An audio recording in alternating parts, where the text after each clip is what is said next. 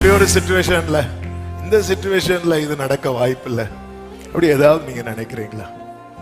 ஆமா, பலத்தினாலும் அல்ல. இந்த வசனத்தை நீங்க நல்லா எழுதி வச்சு படிச்சிருக்கேன். பலத்தினாலும் அல்ல. ஏன்னா 1ஆம் தேதி காலையில ஆவியானவர் பேசிட்டார்.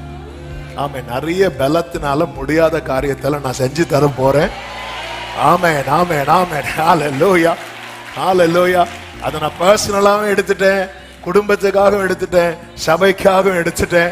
ஆமென். இந்த நாளில் இந்த வார்த்தை உங்களுக்கு முன்பாக வைக்கிறேன்.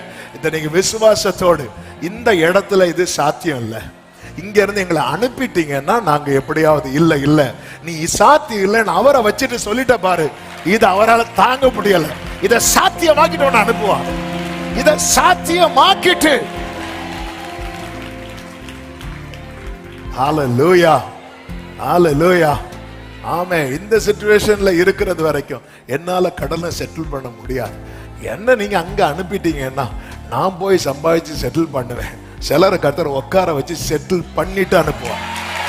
செட்டில் பண்ணிட்டு ஆண்டவரை வச்சுட்டு சிச்சுவேஷனை பெருசா பேசிட்டு உன்னை உட்கார வச்சு செட்டில் பண்ணிட்டு அனுப்புவான். அனுப்ப மாட்டேன்னு சொல்லல, உன்னை அனுப்புவார்.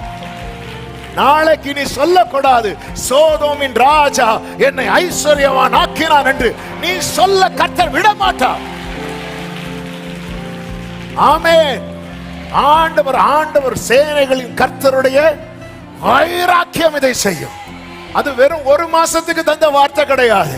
தேவ பிள்ளைங்க ஒவ்வொருடைய வாழ்க்கையில இப்ப தெரியுதா சில டோரை ஏன் ஆண்டவர் க்ளோஸ் பண்ணி ஒன்னு உட்கார வச்சிருக்கிறார்னு.